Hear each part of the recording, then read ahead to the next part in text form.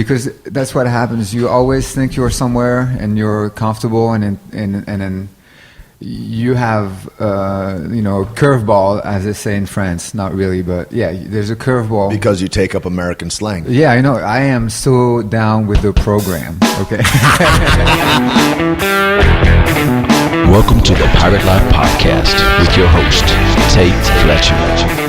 Hey, welcome to Pirate Life Podcast. I want to take time to thank our sponsors, CavemanCoffee.com, single estate, single origin, from one family. It really makes this coffee special. Highest quality bean out of Colombia, and a lot of great products. MCT oil, cold brew, doing nitrogen cold brew cans, all kinds of things, and really beautiful things that are sustainably harvested and spread throughout our universe. And we try to do the highest rendition of all those goods that we can do. I also want to mention Nuevo Cerveza, a really wonderful, light, crisp beer. You can find some great gear also at nuevocerveza.com. That's NUEVOCERVEZA.com. And it's a little microbrew beer that my friend Marcos and I do. You've seen it on the Joe Rogan podcast, and people rave about it everywhere. It's a nice, light beer, real drinkable, and not very filling, and folks dig it. Check it out, especially if you're in New Mexico. You can find it at all kinds of bars and restaurants and grocery stores all over. Also, Bloody Maria. You can find mybloodymaria.com. It's maybe the best tasting Bloody Maria mix I've ever had. It's made with green chili with hatch green chili out of the Rio Grande Valley. Very distinctive flavor, spicy and not too sweet. It's really fantastic, above par, and you can find that at mybloodymaria.com. Also spread throughout New Mexico, Nevada, Arizona. Another homegrown, homemade little item that we put together, and really just blown it up and love it, man. It's great by itself. Of course, in micheladas, people mix it with beer or as a Bloody Mary. However you do it, you can find what you need at mybloodymaria.com. Big shout out to my family at Concrete Cowboy Dallas, Concrete Cowboy Austin, and Concrete Cowboy Houston. You know, Dallas and John over, and Gina McKinney killing it at Concrete Cowboy in Dallas, and Clutch right next door also. A big shout out to those guys. Been such a avid supporter of the podcast and of all things Tait Fletcher, and I can't really speak enough to my thanks for them. You can find them at Concrete Cowboy, Dallas, ATX, and Houston, all on Instagram. ConcreteCowboyDallas.com. Dan and Carly in Austin, and we're just building out in Houston, and it's going to be fantastic. So stay tuned and follow us on Twitter and Instagram. Onnit.com, always bringing the highest quality ingredients and nutraceuticals and nootropics, anything kind of cool for health, fitness. I mean, it is like it's kind of like if you have a man cave, or if you had a dream site of like somebody that was interested in yielding the best output for whatever they wanted in their life. That is the site. It's a one-stop shop for greatness. And Onnit.com, you heard of it, you know about it, hit it up. Also, big shout out to my friends down at the Float Clinic down in Torrance, California. Love what you guys do. Your isolation tanks are great. Your facilities are beyond fantastic, just so above par. You really set a standard, and love you all. Thank you so much for listening. I would say, ooh, la, la, la, la, la, la. It's Tait Fletcher. I'm here with my good friend Hugo Nonis, who we just met maybe 2 months ago and started a manpanionship right away. And Hugo's just back from Austin, Texas. Exactly. From an art show that he went, and I just wanted to get him while he's fresh off the boat. I think he's just 2 days home now. So. Yeah, thank you for having me. Yeah. We were just going over before I messed up, and I was on pause on this, so not recording. But Hugo's from Paris, France, and he's been, I think, here for... I've been here on and off for about 15 years in the States. And I lived in Chicago, New York, Kansas City for a tiny little bit, and then now I'm in LA. Right on. And you've been an artist for how many of those years? It hasn't been that long. It's been about 10 years now that I started. I put my hand on the canvas, and then. That's a good stretch, though. I mean, it's weird that what we think, like not so or whatever, because you look at like the breadth of people's careers, I guess, but. That's like a doctorate. Like if you're in school for 10 years, you've done, you know what I mean? And it's kind of like if you're always like pushing the envelope and raising your own awareness, whatever it is, it's like, that's masterful, 10 years. Yeah, no, it is. I just see it as like a birth. So the first year is really, you don't know what you're doing. You don't know what you want. You don't know. You're just a baby, Even working like what mediums that you would work on if you're going to draw on a canvas or on paper or you're going to draw or use spray paint or whatever, right? Well, I was self-taught, so I just never picked up a class or anything like that. And I think it took me a while to realize that there was a possible evolution in art. So I thought I was doing something that I really enjoyed, and I thought that was it. And then, luckily, someone kicked my ass on a critic level. Right. And then that challenged me and then opened up the second step. Where were you when you got the idea that maybe you'd like to delve into this? Like, and what was it that precipitated that? Like, was there a teacher or a show that you went to in particular or something? Like, what was it that you thought, man, maybe me too, maybe that's my thing? I think my old roommate is a painter, and I was around him for a couple of years. So canvases were around, and I would see him work once in a while. And that was basically it. One day, we decided to get 2 canvases, and it just started and never stopped. Yeah. So I think he's a big influence in that he made it. And was that in Chicago? No, that was in New York. Uh-huh. And then from there, it's just finding out how to evolve and how to grow at your own pace. I think I'm a slow evolver. So, and just knowing that after that first step that you get, then you realize there's like an endless. It's a beautiful thing in as much as I think whatever it is, I always talk to people about it, and people that are successful, that are happy, I mean, I really gauge success on how happy and how much you're positively influencing your surroundings. I think that it's important to define like what success is for each person so you can know where you want to go in a way. But they all do that one thing, whatever that is. And whether that was, like a lot of guys I know is like jiu-jitsu or meditation or a yoga or some kind of physical outlet or painting wherever they go, they do that thing. Like when the sun comes up, sometime before the sun sets, they're going to have done that one thing. And that discipline of honing yourself towards that one end and kind of setting your compass and going, whatever else occurs here is cool, but I'm going to have this 20 minutes of meditation at this point in my day, or I'm going to go and roll jiu-jitsu for an hour and a half, or whatever it is. And I think, what you're telling me is like that painting is kind of like that. I mean, because you can pick up and take your canvases everywhere. Wherever you go, you're painting. Oh, you don't even need a canvas. I mean, you just need, to use your eyes and memory, and then you just come up with ideas and you visualize them just as an idea. Uh-huh. So you don't really need anything. My mom would sketch them. She would take a sketchbook with her everywhere she went, or even if she only had a little tiny, like 6 by 8 inch pad, and she'd be writing in that and write ideas, and then she would sketch out what she wanted to do. And it's interesting, but everything through her eyes, I mean, it's kind of like through a jiu-jitsu guy's eyes, everything looks like, how do I arm drag and get to the back or something? And it's like everything in her eyes looks like, how can I put form and function to this on paper and translate it into an energy that is beautiful on this canvas?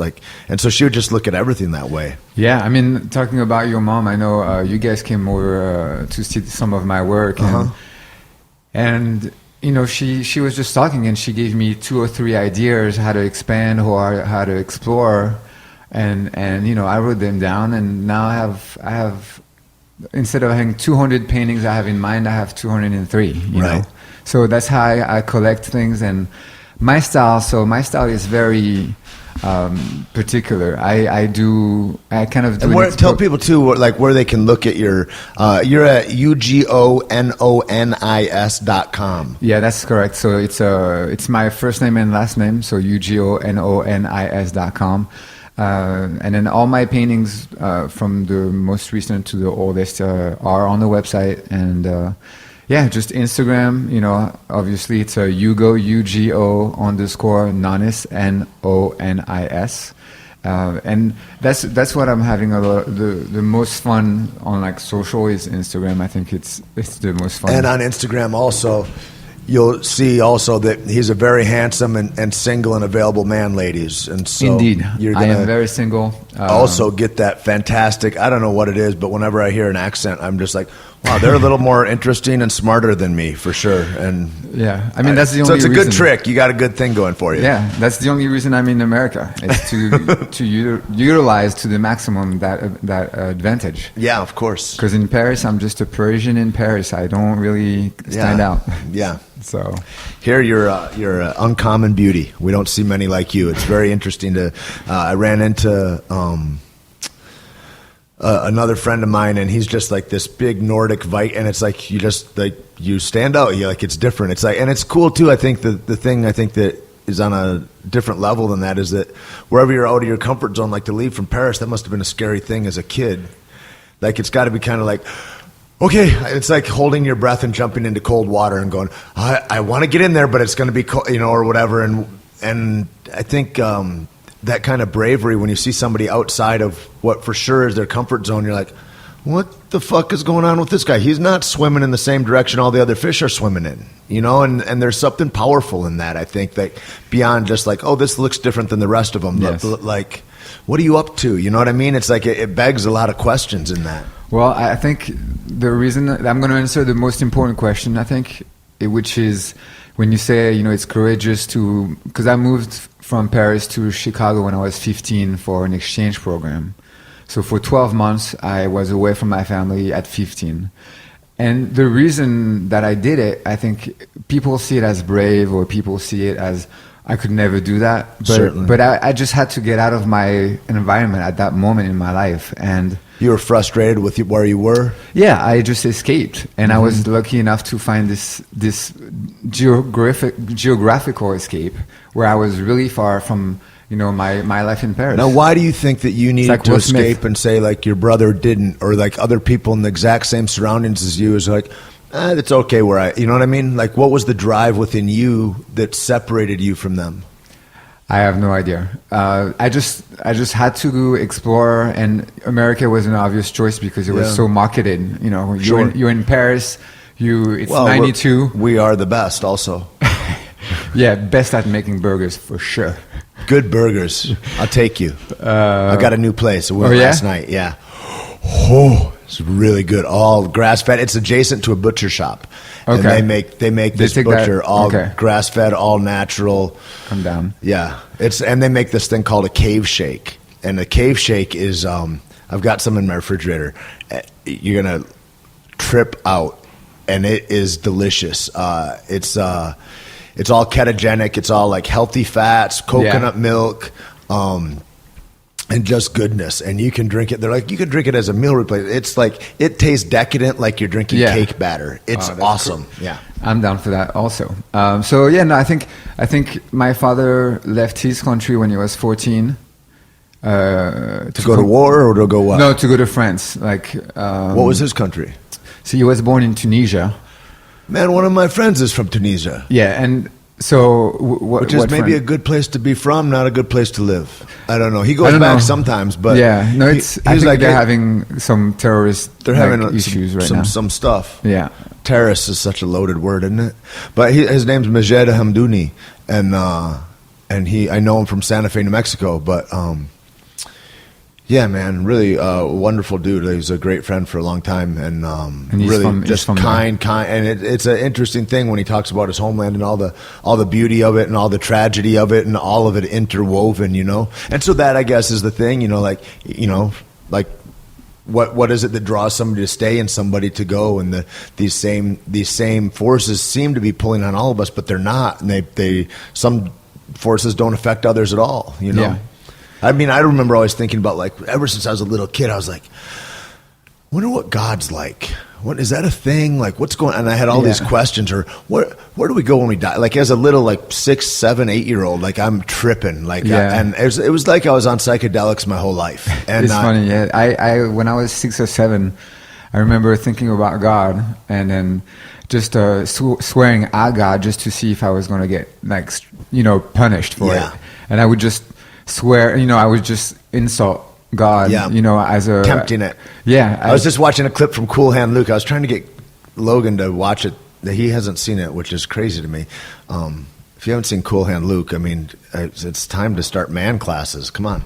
But there's a point there where there's a storm and there's lightning and he's on a chain gang and Paul Newman's out and everybody's running for the trucks. Get in, aren't you scared? And he's like, man, if there's a God, come on, just show me. Just go ahead and strike me dead if you need to, whatever. I just need to know. And it was like, I felt like that as a little kid. Like I just, like what you're saying, I just want to know. And then I would explore. I would talk to priests until they were frustrated and angry with me. And I'm a 9-year-old frustrating, adults. Oh, wait, you were... That are theologists. So you went to church and all that? Yeah, all of it, man. And then I had to go to Catholic school for a while, and in 5th grade, and they're like, I remember the nun take me around on recess, and like, you're not going to be here next year, like, as if I'm an adult, as if I'm making my own choices. You won't be here next year with us, will you? Because I used to scrap a lot, and I was just like a fish out of water, and then I got confronted with a whole new group of kids, and so I had to fight, and like...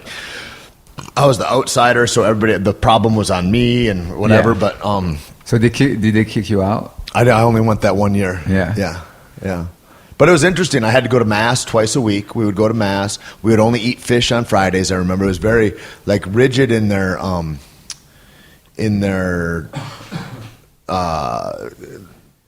rituals, And I fought in church one day. We were in line waiting to go into church, and I fought just before we entered the parish. Sorry about that. But it was no worries. It's a interesting thing, the thing we do to seek meaning, I mean, I remember I grew up in Michigan, and there was a kid, and I was like, man, he doesn't think about any of that stuff at all, except like, I'm going to get a few beers after work, smoke a joint, go home, from the car wash, and hug my girlfriend and watch TV and go to bed. And he never thought beyond any of that. And I was always like, and I love the guy, and I was always like, why is he like, that's simple. That's like a nice, simple way. I wish I wasn't beset with all these other ideas, or questions.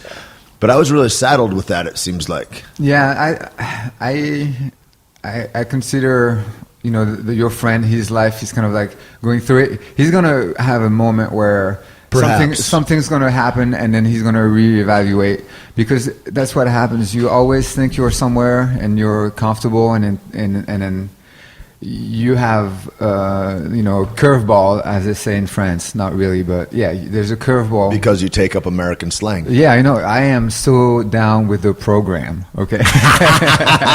Just kidding. I know. He's very loyal to France. Yeah, no, I am actually the least Frenchman you will ever meet. That's kind of my title. Did you start skateboarding in France? Yeah, well, as a young lad, definitely. So Hugo came up, and he's got this board is that 3 feet long? I don't know. I would say it's more like, it's a long board type of skateboard with like big trucks on it, big wheels, and this little. It almost looks like almost what you'd use an Apple TV, like an older Apple TV that was a little bigger. You screw it in the bottom, and that's like the energy thing, and it'll go 22 miles an hour on the cement down the street. Yeah, it's an overboard. 2015. They said overboards were coming, and then they're here. That's awesome. They don't really hover, but they are just as fun. Hoverboards. I thought you said overboards. Yeah, no, hoverboards. Yeah, See the accent. Yeah. There's something else you're saying. It's interesting. So how long before you learned English? Did you learn English in France? Yeah, you start learning English at 11. Watching TV and stuff? No, just at school. And then That's like we all learned Spanish also, yeah, but nobody you don't speaks know anything. any Spanish at all. No, you don't know anything because when I decided to come here for a year at 15, it took me probably a week to understand a word. So, I got culture shock, or I land in Kansas City. How many times did you cry? While you're just frustrated, not really understanding anybody. During that year or in the beginning? During the beginning, couple months. Yeah, I think I didn't cry that much. I cried later on a little bit more. I could just see feeling like alone and like, God damn it, man. I can't even express myself. So after you learned the first couple words, was it then like a cascading event where everything else came speedily? So you have the shock, and then your ears kind of shut down for a week. And someone says, "Oh, do you want an apple?" And you don't understand the word apple. Even though you know it, you don't understand it. So you're just, and then little by little. When I listen to other language, the first part for me is even putting a little cipher between the word. I don't even know what the words are if that was all one word that you just said. You know what I mean? Especially when people speak quickly. Like a lot of my friends that are Spanish speakers, some speak slowly and I can pick stuff up. But man, speaking quickly to where like if they were just with their friends that were all Mexican too, I can't. It's unintelligible to me. Is that the way English is when people speak quickly? Does it get muddled? Yeah, it gets very confusing. But after a couple months of being fully immersed, then you understand everything, and you speak as well as I'm speaking right now. And then you watch a lot of. One of the most interesting experiences I've had is landing here, and there's the HBO special. Delirious. So it's 92. Delirious, the Eddie Murphy comedy special, yes. You learned all the bad words. So I'm watching this on my first week. Bad fashion. Yeah. Was that the red leather jumpsuit? Yeah, it is. Jesus. And then I don't understand one word. Right. I'm watching this man walking on stage, commanding 50,000 people's laughter, and I don't I can see he's physically funny. Right. I mean, that's a universal language. Right. And when he'd smile, he's so... you can feel that. But I couldn't understand a word. And maybe 3 months later, I watched it, and I understood everything, all the subtleties. And then you peed in your pants.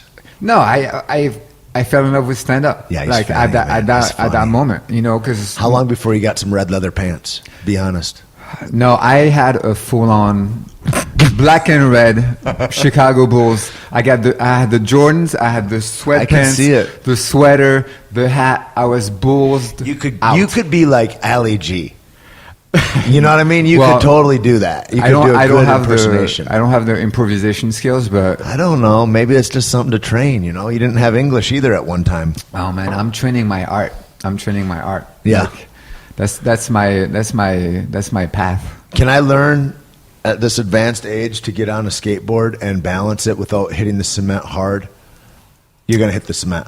You're not going to hit the cement. You just have to take it like everything one step at a time and just feel comfortable. Have you ever messed with those boards that are the ones that you stand with your toes forward and you lean forward and they go forward? No, because there's no fun into that. You can't carve. It's just a balance trick. Exactly. Is all that is. You're not gonna push your body around. Do you ever follow Arsenic on Instagram or on Snapchat or something? I don't know this guy. It's just all hot girls. Oh, okay. And so then they'll have videos, and it's just all hot girls on those boards in their living. Like it'd be a girl in her panties and pasties going around in circles on that. It's a weird thing. It's like I'm like, is this a weird fetish thing that I don't admire at all? Or I think what? you put a beautiful girl on anything and you get some followers. Yeah. I mean, it doesn't. Yeah. Something about those curves and the I mean, for men, fuck. I'm sure there's people who don't like that. But I speak for myself only. I do think you can put a beautiful woman anywhere. I feel like men are so easy to control too. If you're a woman, like if you're a hot woman that knows like sexuality, and everybody's like, I don't want to be debased to sex or whatever, but it's like, if you want to get along and you want to make up after a fight or you want to get him to take out the garbage quicker, there's ways you can do that 100%. It'll work. I don't know. I never get to that part. I have You never get them close enough. Yeah, I do sometimes. You just hit it and quit it. How many in a week? A guy like you, good looking dude. Oh no, got your own skateboard, French accent. 20 or 30 a week. Yeah, you take that and it's just spread you it in a lifetime. You and papaya juice all day long, and then just different broads is what I imagine over at your house. No, that's a beautiful image, but that's not the reality. I'm kind of a I had a period where I thought I moved to New York, and then I was 26, 27, and then for maybe a year I was playing around. But and you're just out there singing, "I ain't a player, I just crush a lot" over and over again. Yeah, big pun all day, all day. I used to live in East Harlem, so that's a Big Pun's neighborhood. So that's how I know that. He doesn't live there anymore. Well, he died of a heart attack a long time ago. Big Pun did? Yeah. I never even knew that.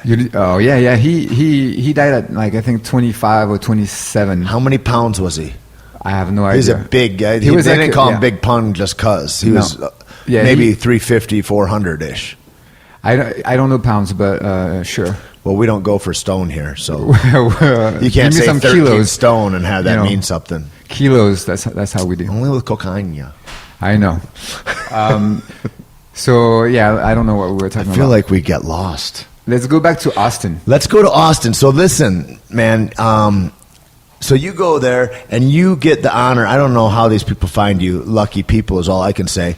But then you're put up with Warhols and Banksys, who is maybe like what my mom says. She thinks he's the cleverest, most creative artist of our time that is going on is Banksy. Yeah, Banksy is amazing. Warhol, I felt like he had a good trick. He had tricks that he exposed the world to, and it's like I don't find him like to be like fantastic in the same way.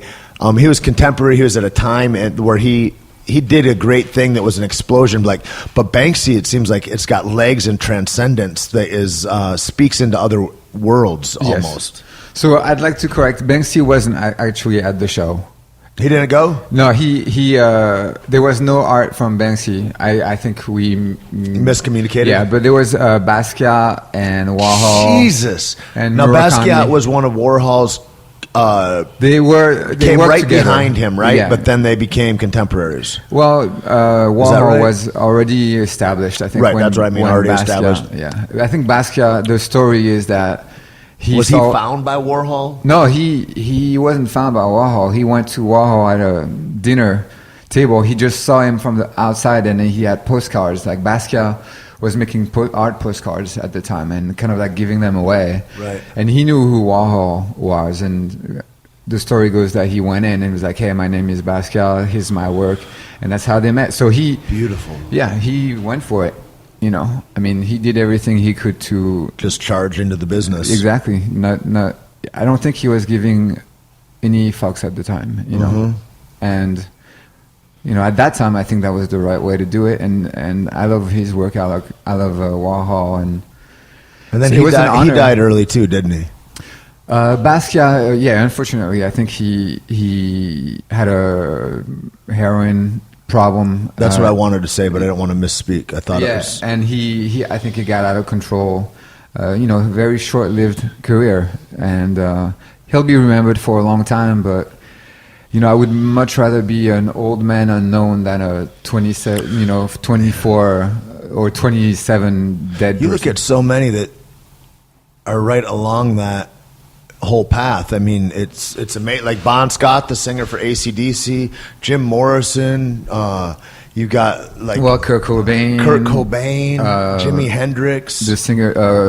Janis did you say Joplin. Morrison already? Yeah. I mean, it's crazy. There's a slew of them. I mean, there's like over a dozen anyway that are like right between that 26, 29 age range, and that was it, man. I guess drugs don't like 28. Like you're 27, and then it's like, oh no, you're not gonna last another year. It's a tough road.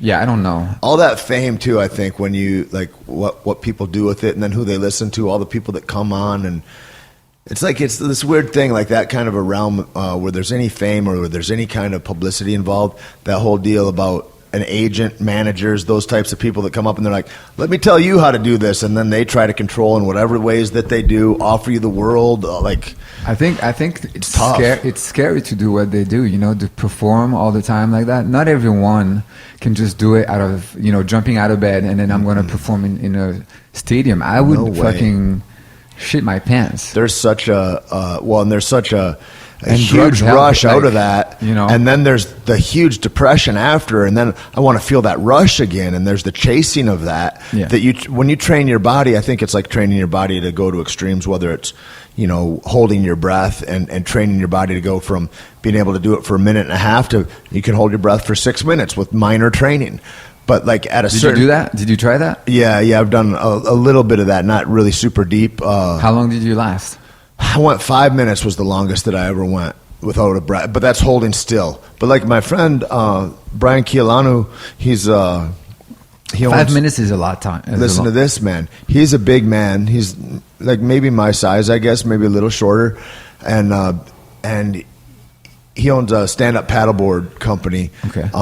Waterman, and he's a genius. He's an expert. He's got a quadruple doctorate in oceanography and in saving lives. And he's the guy that he developed the whole system to where people can surf big waves is in big part to what he's done as far as with jet skis and pulling guys out. Got it. He's Yeah. he's a real master. And he took me to swim with dolphins and stuff once when we were filming Jurassic World. I got to spend some days with him, and it's just fantastic. Just Who is that? Maybe I know him. what he takes. He's an islander. He lives up in Waianae. Okay. And but if you ever go to Hawaii, you'll know him. I mean, you'll go meet him, and he and my friend Craig is up there. They're both lifeguards, or I don't know that Brian is anymore. He's super busy, but they work in stunts also, and Okay. and they're a family, man. And How but long does he stay? Can he stay on the water? He said the longest. I think he said the longest he ever did was 9 minutes,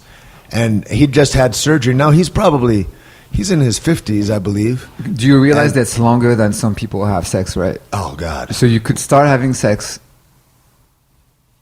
go into the middle section of sex, which is fun Right. times, then to the pain. It'd be all done, and he's still holding his breath. Yeah.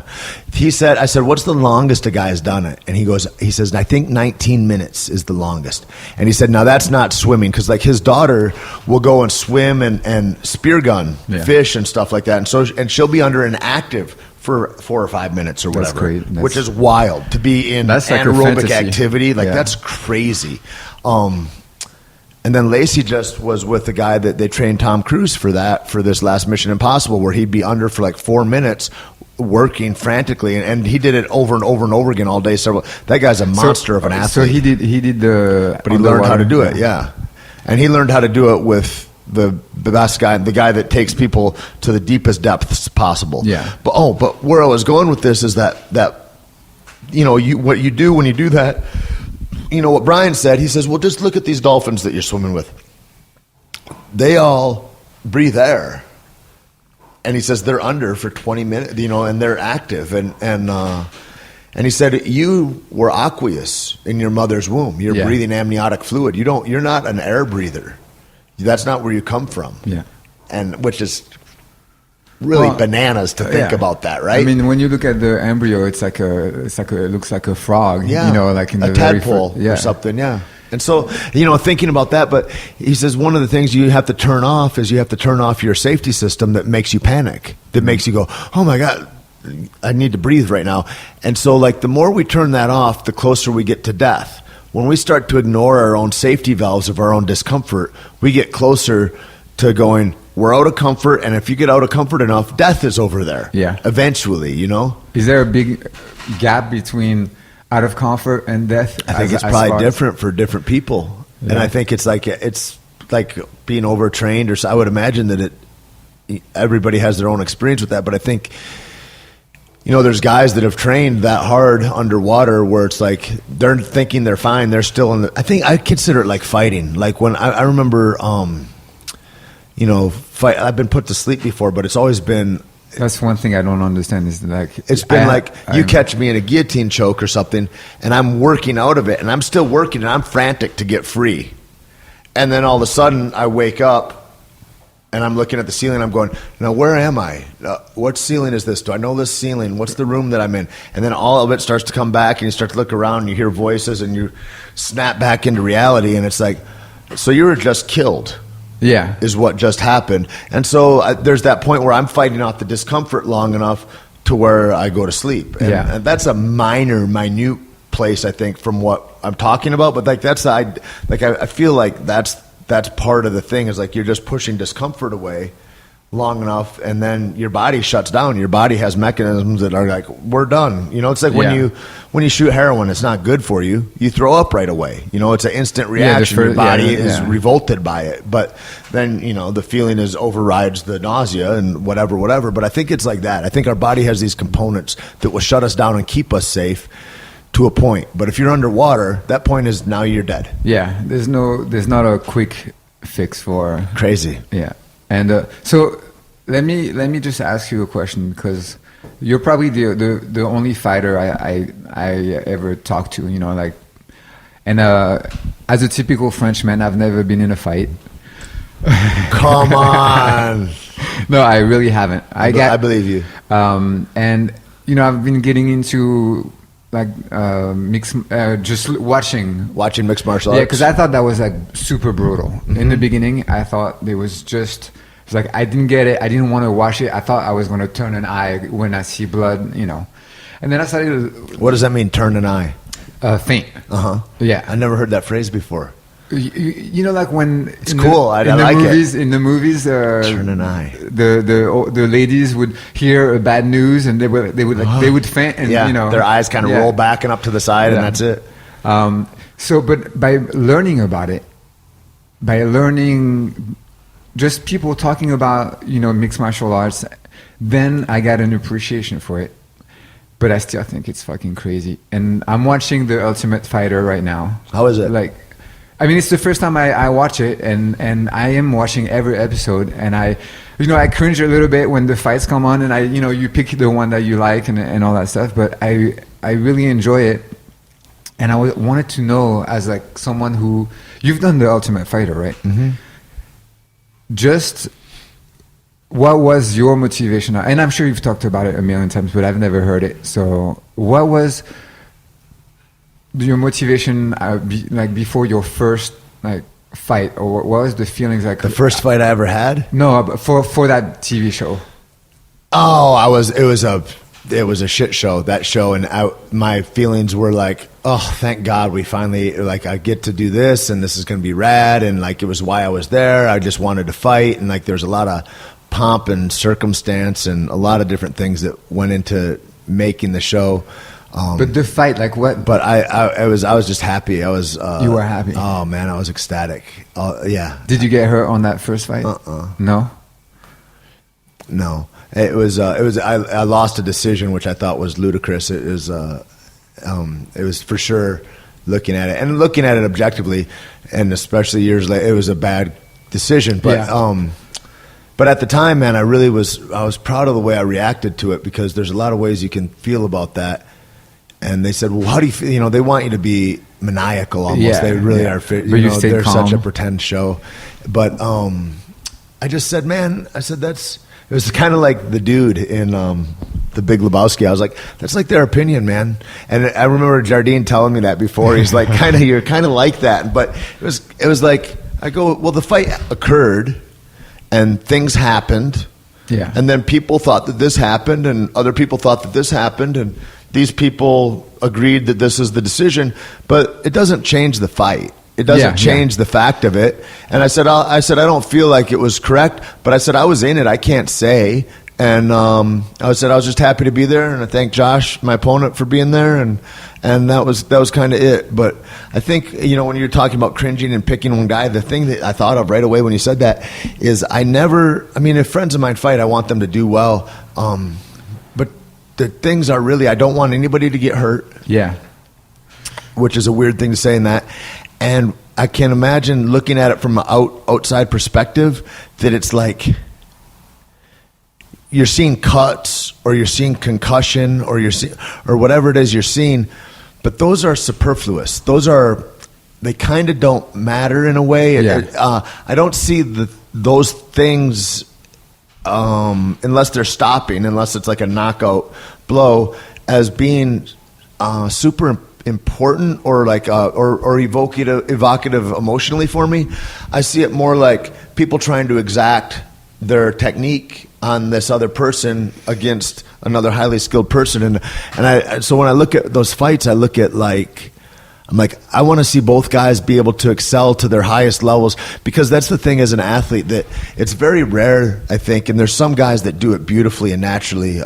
Like Clay Guida, I think, always fights the best out of anybody's ever seen him when the lights are on, when he's in the actual show. In the gym, you might be like you look at him and go, oh God, I don't know that this is going to be he's not on right now.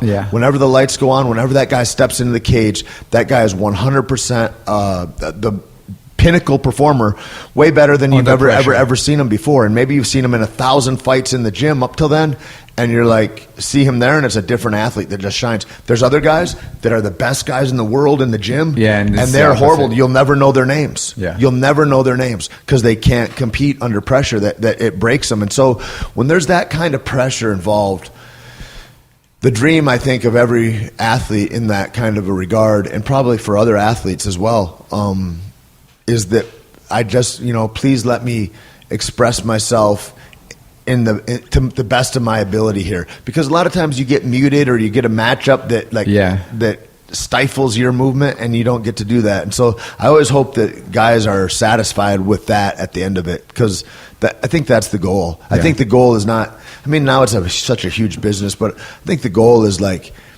for fighters, it's not really the money that they're doing it for. They're not doing it in that way. Maybe now more they are than ever, but you only see 2 or 3 fighters. It's getting sad in a way that there's only Conor McGregor or Ronda Rousey, and kudos to them both. But they're the only 2 that are it's like boxing. It's like for every Floyd Mayweather or Pacquiao, their names. You can't name another boxer. Unless you're really into it. And it's that's kind of not great, But even McGregor, I think, is not as known as. He's not known like. Ronda's the biggest earner. She's the biggest draw there is. For sure. There's never been anything like her. She's a supernova, and that's fantastic. And it's a new sport, and we're learning a lot about that and all that. But I think that for most of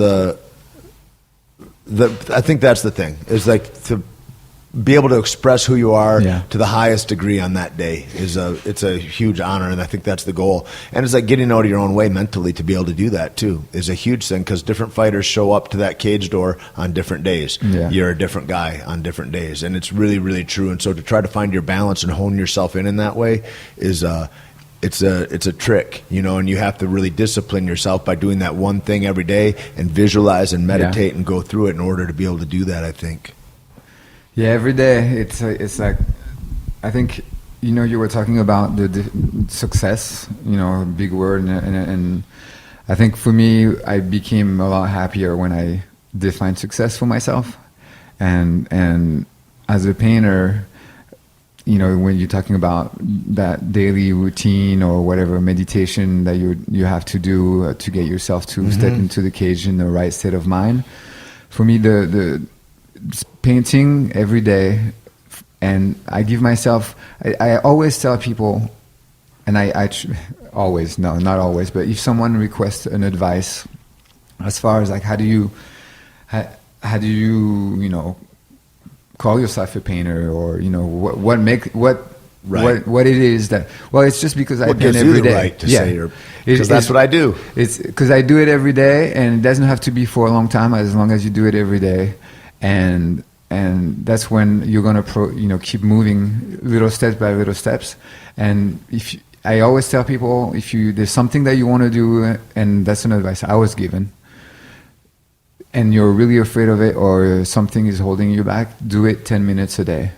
I agree. Do the scary thing. Get into discomfort for a little bit each day. You got to dip your toe into those waters. Yeah, and then. If you feel inspired, maybe it's going to be 20 minutes that day. Well, who was it? Hemingway, I think, that said something like that. He says, if you want to be a writer, don't quit. Do anything else unless you have to. if you can't not write, then he says, I feel sorry for you because you're going to be beset with one of the most horrific journeys ever. Yeah. Like where you're tortured to not write and it'll torture you to write. Like he was what a tortured guy. Like very interesting. But he said the thing you have to do is you have to do it every day then. Yeah. Do that thing every day. I mean, one thing, whatever that is. And let go of the outcome. I think that's the big piece of it, is that it would be like going and saying, you had a great fight last night. Next month, I want you to have that same fight. No. I mean, it's like that old, I don't know where it comes from, but Taoism or Buddhism where, you never step in the same river twice. Yeah. Because the man is different and the river is different with each step. And so it's like to practice, to do that thing every day, to be as prepared as you can be, but let go out of the outcomes and just move beautifully through whatever the endeavor is. I think that's the important aspect. That's what I call success for myself. So, you can look at it in many, oh yeah, like you're painting, but I'm not known as like a Banksy, or I'm not. Just wait. Or I'm not. But success for me is just painting, because really what I enjoy doing what I enjoy doing is the moment I'm painting. It's not talking about it, or it's not showing it, or it's not like the real pleasure, the real thing that I think that's special. the hard thing for artists though too, is that the thing you like doing is the thing you're doing, but then how do you monetize that thing and then make it work? It's like you almost need a manager to come in and do all that for you, don't you? Or I mean, there's the classic way of getting a gallery and all that stuff. There is a way for artists to be, one, discovered, second, kind of galleries will groom you into a bigger artist. But they gotta like you. I mean, there's gotta be no, you gotta sell. You gotta make them some money real quick. Right. How do you even get them interested in the first part? It's all human contacts, man. You go to galleries, you talk to them, you show your work, or you never know. I can meet you, talk to you, and then 2 weeks later, you have a friend in town where it's like that. You have to, but just getting outside and showing up and being present for life. Yeah, just there's no wrong or right way. And then when it seems to be not successful, you do a show and you don't sell. Many times that has happened to me, and always something beautiful came out of it. I meet my agent, who then puts me in contact with Pop Austin, and then I found myself going to Pop Austin 2 years in a row, having a really successful experience, meeting collectors, talking to people who want to connect. And then meeting other artists, which is quite amazing, because you can kind of... Yeah, there's a whole network ability there. Well, what was the coolest part of your trip to Austin? All right, so... I mean, it had to be kind of like, holy shit, here I am. Yeah. Amongst contemporary masters, really. Yeah, it was really really humbling, and I really enjoyed the experience of being at the show. It was at the racetrack, so during the F1 race.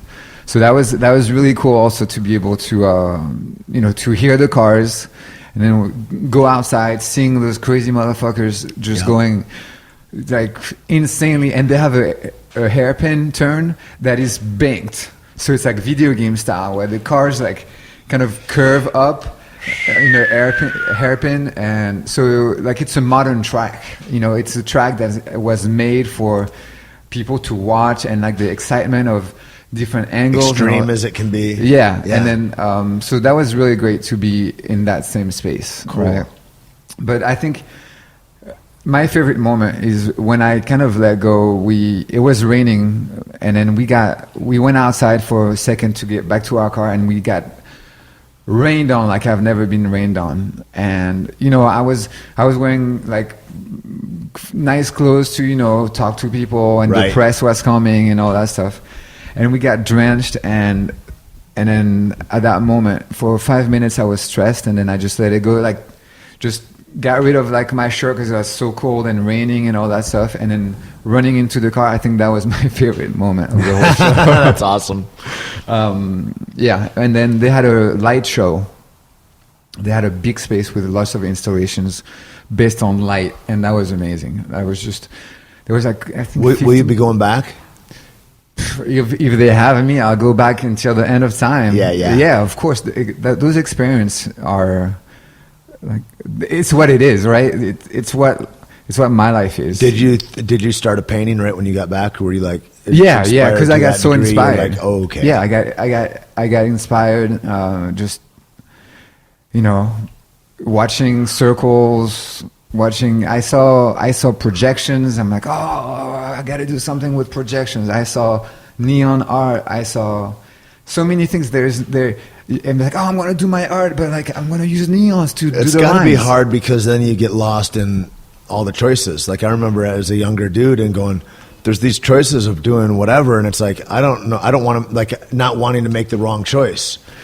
Yeah, I mean, there's... So, like, if you go into the medium of, like, oh, I'm going to work with neon now, like, well, this oil work will suffer over here then, or this, like, that's the hard thing is, like, that whole deal about you got to be willing to let something die to go into the next thing and make it live.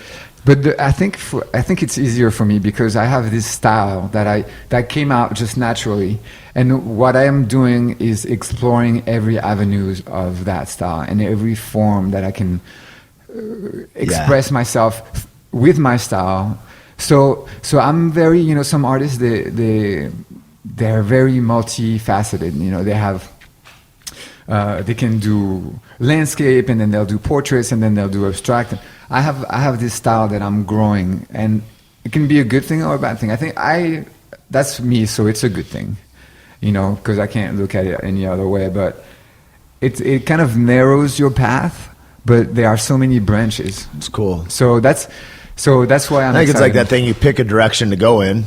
You'll never get to that destination, but something else that's more awesome or whatever will take your interest on the way there. But you have to be headed somewhere. You have to pick a direction to go in. Yeah. So I have that direction, and I'm really excited about. I mean, it's always a discovery, right? For me, anyways. Trying new techniques, just simple stuff, man. You go on YouTube, you see a technique, like I've never done that in my whole life. Right. And then you do it, and then it's like another little accent that you can use to enhance. Like a little inflection. Yeah. So that's kind of the way I'm growing, It's just like a strong single style with the endless possibilities of exploration. Why Venice out of all the places to have ended up? Surfing, I think. Is that right? Yeah, I lived in New York for 5 years, and I was surfing out there. And I got tired of New York. Well, actually, my girl dropped me. I had to change apartment, and I was freelancing, so I was like, oh, maybe it's time. And so, I was just at a party, and just like, well, why don't you move to LA? And then I realized, like, yeah, why not? So, right.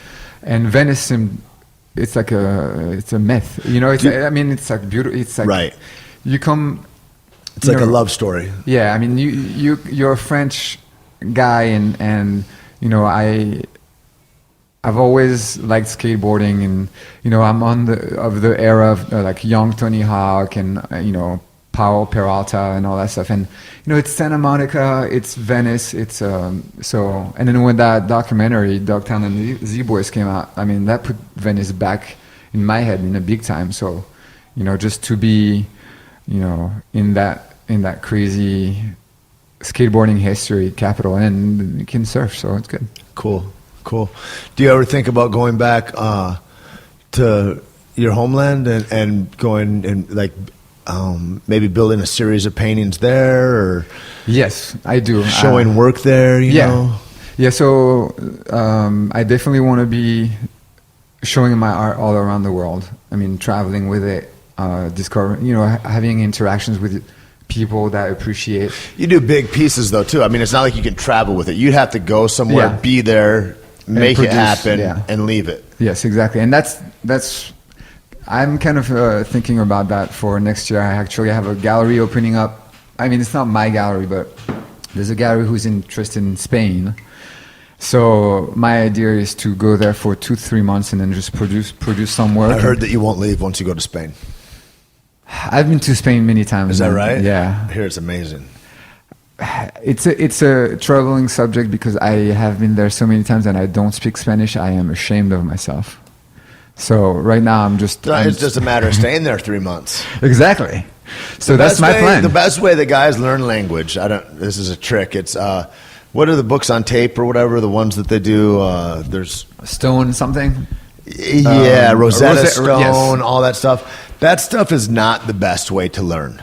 The best way for a guy to learn another language is to fall in love with a girl that speaks that language. Yeah. And be there. And I know a guy that learned Arabic, Japanese, and Spanish just due to being in love 3 different times. He's a smart man. Crazy, right? Yeah, that's but crazy. That's the best way.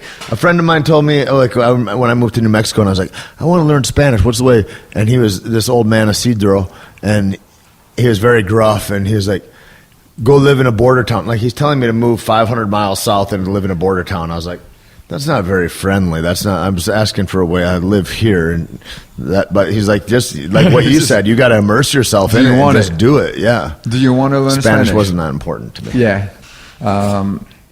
So I'm gonna do that. I'm gonna go to a place and then produce some work and then leave it there and go back to France, do that, and then in Austin this time around, one of the people who bought some art from me, they know. You sold art this weekend? I didn't sell any art so far. Last year that guy bought. Is your work still there? Or no, I think it was like back? it's just a weekend. It was like 4 days during the track. But this guy bought a big painting last year in Austin. So we had lunch and talked about art and his collection and all that stuff. And he knows someone who has 7 galleries in France. So, sometimes you don't sell art, but you create a connection, and it's as important. I mean, it is even more important. More important, yeah. It is more important. It's right not now. a quick fix, but the longevity of that. I think that's an important thing too, is staying positive and happy throughout it all, and not going, oh man, I didn't get selling the art, and so then you have a sad face. It's like, still happy to be here, whatever, because people aren't attracted to that sad face. But you stay positive through it all and happy, and then this guy's like, I know 7 galleries that might want to mess with you. Like, that's huge. Yeah, I mean, it's. When I went there, I had no expectations because last year went really well, so on every level. So everything was great, and this year you got to go in and be like, you don't know what the space is going to be. You don't know, and it rained like crazy for 4 days. Like they didn't cancel the race, but they canceled like the days prior and all that stuff. Had to be crazy for the drivers too, like a wet track versus. It's the best though. For wrecks. It's the best if you want to see wrecks. Not the best if you want to stay on the track. No. You never want to see wrecks in F1. Like that, the wrecks in F1, Nobody comes back from that. It's not. I mean, I don't know. I NASCAR. don't ever want to see wrecks. I don't ever want to see any. But I think NASCAR, the drivers are protected to the fucking top level. Oh, really? Yeah. They have a cage around them, but F1, it's open car, and then they're going really fast. So, but the rain doesn't make it more exciting because there's another factor into the chaos. Yeah, like there'd also be one if you threw dragons on the fucking track to attack them. I don't know that we... Yes. Fuck, they're going 200... How fast are they going? I don't know. 180, 200 miles an hour? Yeah, I think so. Yeah. Definitely for 2 hours and a half, and then going left and right. Yeah, well, that's the thing. Is the track is interesting as opposed to just you're gonna just veer to the left periodically. Yeah, for hours on end. And when I saw the track, it reminded me of this old video game called Wipeout on like the PlayStation. Yep. Where it's super futuristic. Lights. And yeah. All, And then just banks and curves. Yeah, I and, remember. Yeah. So that track really reminded me of the evolution, and I can see it's what's happening though. In the future, we're gonna get tracks that are like upside down and fucking guaranteed the kids that made that track were playing that game. Yeah. When you know what I mean, it's like that's for sure what's happening, and we see it in fighting, we see it in all kinds of extreme sports, whatever it is. When people are see something, they visualize the craziest thing. Those are video game makers. They're like, well, we can do anything with a video game. And then they start doing it. And then little kids grow up doing that thing and looking at it, and they go, I can do that. And they believe they can do the video game. You get a couple kids that'll jump off the Empire State Building and think they can fly. But you'll get a whole bunch of super athletes, too, that are like, they really can go ahead now and backflip a motorcycle 3 times. and it's Yeah, I just saw that some wild. like extreme BMX, like triple front flip They're doing stuff everybody says is impossible. on the BMX. And then within a couple years, they do it again. Yeah. And then they do it. It's crazy, man. It's crazy how the envelope gets pushed. But it's just with that human belief. It's like people see it and they go, maybe I'm going to give that a try and see if Yeah. I can do that. And it's wild, man. Yeah, movies. A good friend of mine just said movies, they're just a projection, because once you see it materialized in a movie, then that idea becomes, something possible. Even if it's not if at it's the time. fake. Yeah. Even if it's like this Even guy if was it's on a wire and he was propelled by gas that like pulled his line and he jerked through time and space at that speed, and that's why he was able to do 4 flips before he got to the other side of the room. And then there's some kid going, maybe if I just caught enough spring off my legs, I could flip and then they do it. It's crazy. Yeah, so a lot of exciting stuff to come down the pipe. Hell yeah. What's exciting in art? Is there stuff like that? Is that evolution that pronounced where you're seeing it every couple of years and you're like, oh my God, that's crazy. I thought they'd never do that. I don't have anything of that perspective. I wonder if like with computer stuff, with like, Yeah, I mean, because as guys are bringing that kind of level up, I know like on Jurassic World, they did 3D imaging of our whole bodies and of our movements. And so that they could supplant us anywhere without us being there. Yeah. They could make our likenesses do whatever. I don't know if the beard was sketchy as exactly anything. the same, though. It Sorry. didn't flow in the wind the same. It wasn't natural, but next it's a year, trip. they'll get they're it going right to for move sure. into a place where they don't need people anymore. No, but I believe that in my life I will still need people, and people will still need people. Sure, but entertainment-wise, in the beginning of the entertainment business, they didn't want to put any actor's name on the marquee. Yeah. Not ever. Yeah. And then I forget who the first ones were that did that, but like Charlie Chaplin days maybe. Like, But it has worked. and then it changed everything in Hollywood. But it's working, right? Like the mass market, the mass star. Yeah, stars. but even the UFC, they tried to take that away. The UFC tried to make it so there weren't stars anymore. And then you had these outliers that came out, like Ronda. Yeah. But like back in the day, there's Chuck Liddell, there's Matt Hughes, there's George St. Pierre, there's BJ Penn. They're all existing at the same time, all these kind of super athletes. And then there was a bunch of up-and-comers, Rich Franklin, Matt Serra. There were all these guys that were right there on the heels of it all, too. So you think... And there so were a bunch happened? of stars. What happened? I think what happened is that those guys start to demand... I mean, just their presence and their notoriety commands a certain amount of paycheck. And they go, we don't want there to be superstars anymore. Yeah. We want there to be, I'm making a show that every hobbyist or people that are just kind of interested mildly will watch every 6 that's me. weeks. And so we'll have 3 different seasons on a year. I'll create 15 new superstars that already the masses, even though it's not really the real fans, but the masses are intimately involved with, and they know them, so Yeah. they're saleable enough that I can sell a bunch of shows every month, and I don't really have to pay anybody anything. It's like a good farming system, right? It's crazy. Yeah. But I think what they're finding is they oversaturate the market. The fights are boring. People aren't really interested in seeing all that. And they'd like to see heroes. People like heroes that they can root for. Stories, yeah. And so if you're trying to diminish people or burn their careers out too soon or something like that, I think what we're finding is that people aren't as interested and that their pay-per-views aren't as much. It gets reflected from the fans. You know, the fans in MMA for sure vote with their dollars. Yeah. And you can get more fans, but even those new fans, if that's your model and it's not working, you've got to change your model. And I think they're in the middle of that. I think also they're in the middle of, like, they just did this deal with Reebok, which is kind of like saying, yeah, McDonald's is now the sponsor of, Yeah, I heard that. of the UFC. And it's like, if that is the truth, that's I mean, like whenever I see an Olympian hold up a Big Mac bag, Yeah. I'm like, you are a shill. You are fucking soulless, and you're a liar, and you're a fathead, and you're doing a bad thing for the world. Like, people talk about fucking kids and steroids and being a role model and how we got to stop that. Bullshit. Why don't you teach your kid to eat right? Why don't you get your fucking fat little fingers out of the fucking easy way to live and go ahead and have a little balls and be like, I made this human. I'm going to teach them a performance-oriented way to live. Yeah. And like, and that's so like that's not. So as a parent, you know, like when I grew up, my parents, there was no limit, no nothing about. We're just in this conversation where it's brand new, though, where everybody has all the information now. So like my friend John Wellborn, he's got little kids, and he's like, the first thing they ever ate was like liver and sweet potatoes.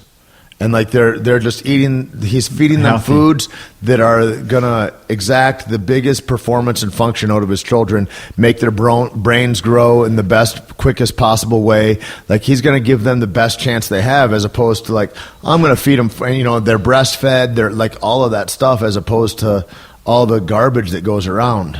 Yeah. I mean, But you didn't turn that bad, and I don't think I turned out too bad. And I was who's drinking to say? Coca-Cola growing up. Who's to say? But I would not give my kid Coca-Cola now. Do you know what a friend of mine just told me? He goes, yeah, I grew up on Mountain Dew. Like I guzzled, I don't know how many thousands of Mountain Dews. But I also did a lot of other things that weren't probably great. But the other aspect is, there's a kid that, I wish I could remember who was telling me this, but his buddy back in Iowa or somewhere drank Cokes every day. Always drank Cokes. All day long. He'd drink like 15 Cokes, right? And he went to Mexico, and he went there for work or something, and he drank Coke all day long. But that's different sugar, right? And he got sick as fuck. And he went into diabetic shock, I believe, because he wasn't getting the high fructose corn syrup that his body had grown accustomed to needing. He was only drinking regular sugar, as if regular sugar is better for you. Like, it's all garbage. But what we feed Americans is so poisonous that even if you're drinking high amounts of Mexican Coke with real sugar, he got super sick and hospitalized for a month and a half or something. Because his body was so used to corn syrup. How crazy is that? Yeah. You don't have that in France, do you? I don't think so. I think you even have different wheat there. There's different flour there. The bread is made differently. Yeah, it's crazy. We poison our country for a few guys to make dollars. And for a lot of people, there's a market. There's a lot of people asking for it because. Well, they don't know any better though. There's a lot of really dumb people that are painfully stupid out there. Yes, just of course. Painfully. Yeah, I mean, there's. I went back and forth, and I was vegetarian for a while, and then. I read this book, Eating Animals, and just talks about the whole industry and this. And yeah, you definitely have to make more of an effort and then try to eat stuff that doesn't have antibiotics. I just think at least be conscious. At least if you're gonna, at least know what it is you're eating. I think and I say that with all the empathy I can, because I used to eat just reflexively, and it just whatever. I never thought about it. But to grow your awareness and consciousness, I mean, I think that's our job as a human. I think that's your job, is to elevate yourself and to learn and grow more as you gain more experience, and you should run after those experiences no matter how uncomfortable, et cetera, et cetera. And to not be doing that, I think you're almost failing your community, you're failing evolution, you're failing yourself, your families. Like, I feel like we have to be in that conversation, and if you're not, you kind of don't exist for me. In a way, like if people aren't willing to go past where their comforts are, I kind of am like, oh, you're a Walmart greeter. Awesome. Enjoy that. I'm probably not going to have much to do with you in this life because your needs are so base and mundane, and you're so addicted to being a basic bitch. But that's all good. Do all that. I'm not mad at you, but you can't help me grow. And I need to grow in order to fulfill what I believe is my purpose in this life. Yeah, but that person who Walmart host or whatever, right? There are a lot of artists that came from backgrounds that God bless them. They spent. Good luck. You're feeding into a cancerous society that is only built to hurt people, and you're taking a paycheck that is only going to embolden that company to hurt more people. Good luck. Good luck. Yeah, I got zero sympathy. Yeah, I don't think I thought about the subject enough to have but I understand that there are people who come out of those situations in a beautiful way. Like you can meet them at a stage in their life. It could be, but I can't. Some people are never going to catch up. And if you're not really, I try painfully and angstfully to transcend my own boundaries and my own sense of comforts and to get better at an accelerated rate. And if somebody's not... Do you do everything like on a daily basis? Do you not fault at all? No, for sure I fault. But that's the thing is like if I got a bunch of other people that are faulting all the time, like that's not serving me. It's because what those people do is they're not really reaching mostly. Like I see a lot of people and they're going, oh, well, it's okay. You tried enough, or you like, and there's some of that is like acceptable. But if that's your lifestyle, is to go, everything's okay and everybody can win, and like, Yeah. nobody try really hard. I'd hate for you to hurt your feelings. Sometimes feelings need to be hurt. Sometimes you need to feel bad. That's how we learn. That's how you know grow. what I mean? And so I only really surround myself with people that are trying to be exceptional. And if you're not interested in being exceptional, that's cool. I'm not mad at you, but I'm not hanging out with you. Yeah. I just can't. It's No, the only you can't gotta that I have choose. in my life. If people are addicted to saying can't, I can't fuck with them either. It's like I create the boundaries of where I want success to look. And if you're not kind of success oriented in those kinds of ways, and you're not looking to always be more empowering or more encouraging or more like, it's hard to stand in the light when people are addicted to the darkness, you know? Yeah, I want to be, a good person, but I acknowledge like every day I do what I need to do to like move forward. But then you always have a couple of things you do that hold you back. For sure, You know, absolutely. I mean, I can't pick up my socks. Like I get it. Yeah. I understand all that for sure. But I think it's a consciousness thing. I guess I'm talking about with like, a higher purpose desire in a way, as opposed to saying, well, it's okay. It's not okay. To say that you're an anarchist or that you want to expose corporations as being doggedly underhanded in all of their practices, and they hurt your communities and your families, and they give people cancer, and they can pay off the FDA or the World Health Organization enough money that they can make that all right, and they can burn whole towns and give them all cancer, and like for the limitless, whether it's fracking or whether it's water wells and people that are poisoning those with their comfort, like, and that being written off as being all right. Like there's countless stories of that throughout time of corporations doing that, and it's more and more common. And for somebody to have that knowledge and go, this one time it won't hurt to eat at McDonald's, I think fuck you. Yeah. Fuck you.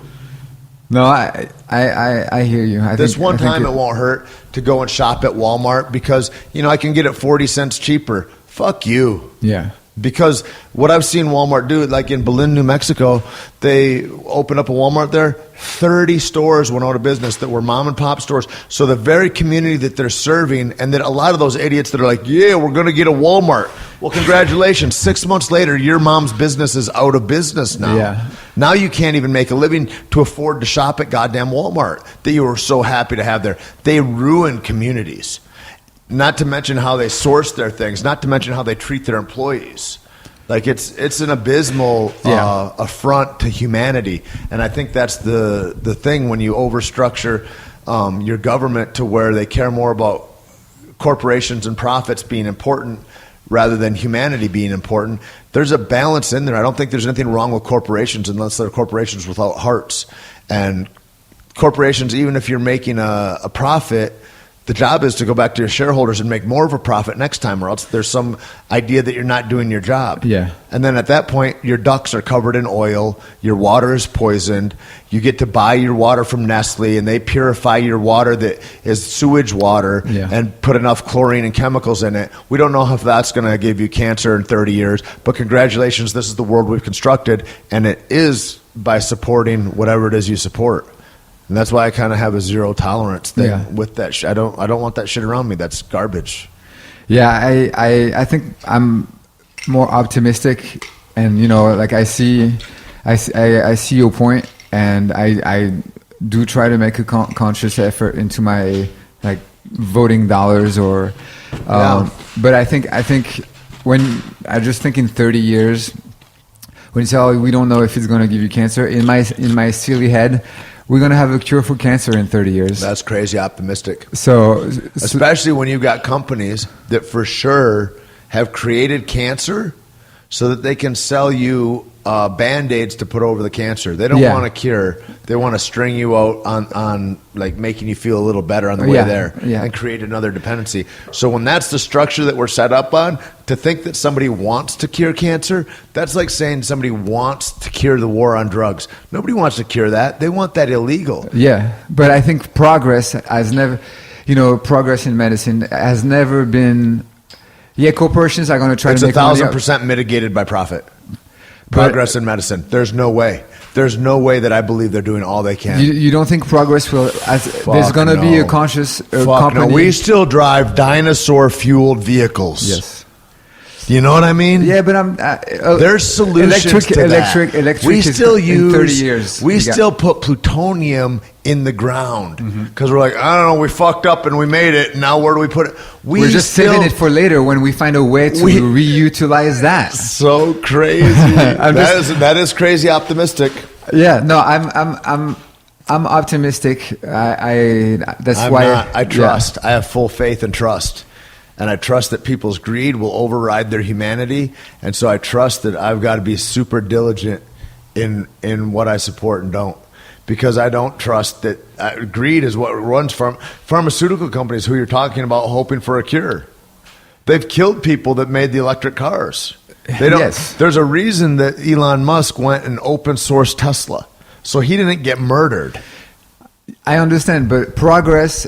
That's progress. The curve, or however you want to call it, it has never been stopped by wars. Profit. It's mitigated by profit. No. The reason we have wars is because that's profit. No, but it has never slowed down. Progress, like technological, has never slowed down. I would argue that wars make progress happen more because if people can make a death machine that's bigger and heavier and stronger than the next death machine, they want to do that. And so, of course, that's enhanced progress if you're talking about progress in that way. But it goes back to how do we define success? Yes.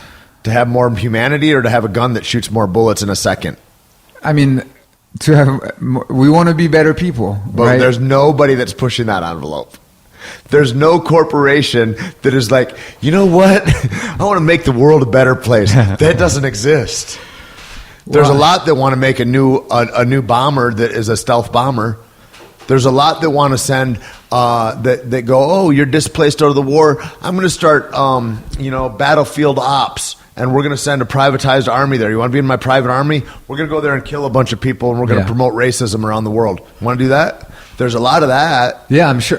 Where's the Humanity Corporation? It's in the hearts of all. It's in the hearts of. I love you, French guys. Humanity. Beautiful. And then I think if we all hold hands at the same time, I think we can make everything disappear. All the bad things. I'm down. I'll hold hands. I'm into it. I'm into holding hands. Just. Oh, we need to hang out more. I need to get some of this. I just don't see it. But let's be on this ride, and then whatever comes. I mean, I believe I'm gonna, live for a long time. Oh, I believe that I'm gonna live forever. Forever young. Yeah. I believe we're immortal young. In that way. But I don't believe that this is gonna go well. I think it's gonna get dark. I think it's gonna go well for some people. I think there's the rise of the machines coming. Oh yeah, everyone's talking about dangerous AI. Don't fuck around with the AI. Yeah. It's already too late, though. That's the kind of progress that's already too late. But what about what's too late that are going to outsmart us? Too late for what? Well, it's too late for humanity. Yeah, but we're going to render ourselves obsolete. It was too late for the millions of species that disappeared since the there's more of time. Species that are extinct. Yeah, of course. Than are alive right now on the planet, right? So we're the best at and we are so dumb as people. We want to stop the next thing from being extinct whilst we are rapidly becoming extinct ourselves. Yeah, but for sure, the humans aren't going to overrun it. For sure, we're going to blow ourselves up before then or poison ourselves wholeheartedly. See, I say no. In my imagined future that's not real. I love it. There's beauty and there is educational level that keeps rising up, and then opportunities. In the way if we can crush corporations by not supporting them anymore.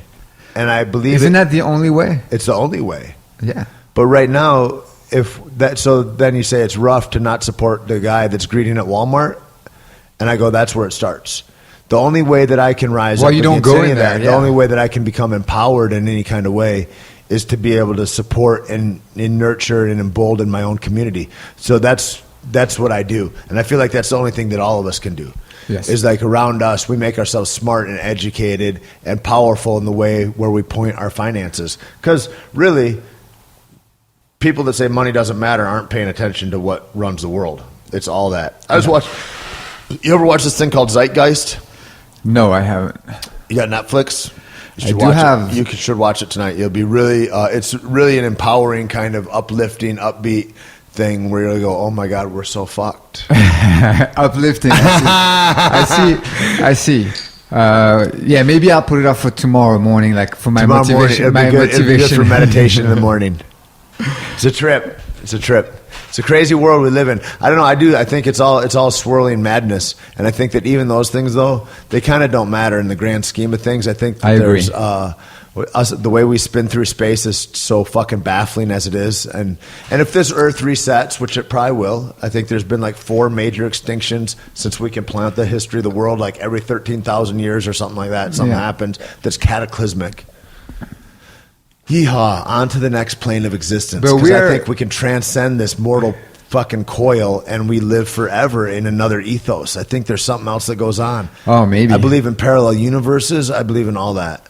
I think all that's highly likely. I mean, I had the discussion about that. If you had the choice between living forever or dying, some people will be like, why would you? Because you live forever anyways, So why would you just stay on this planet? But I was like, well, you need to have explorers. You need to have people who do make the choice. Like going to Mars, like the first 1 million people to go to Mars. You want to be one of those guys? No. No, me neither. No. I'm more of a. I get on the plane and I move cities and I leave different places. But planets. This is the planet for you. No. Yeah. Exactly. This is the planet for you. This is the one. The big blue. The big blue. That's who you're loyal to. Exactly. That could be your next T-shirt. True to the big blue. True to the big blue. That's your next painting right there, I think. Yeah, maybe. I'll make it red. On that, let us know where to find you again, and so people can hit you up easy. Your Instagram. So Instagram is Ugo, spelled UGO _Nonis, NONIS. So no H for Ugo. And on my website at ugononis.com. And all your paintings are up there, really easily navigatable. Yeah. Those aren't for sale, though. Most of those are already sold. They're private collections already, aren't yes, they? so it's a mix. So I think the site But just send you an email and people can find out more. I'm very, I respond to emails.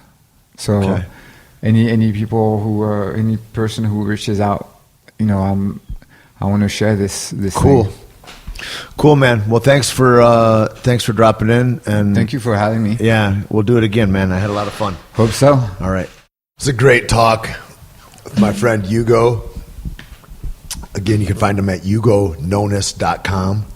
Thank you, Nate Harris. You can find Nate on Instagram, also a producer of this show. And also a big thanks, my new producer on this show, also working with Nate to put all this together. Mr. George, I can't thank you enough, man. You can find him at Man No Sober on Twitter. I think maybe on on Instagram also, but just phenomenal, man. What you've been able to do, and I'm really looking to take this podcast to different places. This is Tait Fletcher, Pirate Life. We're out.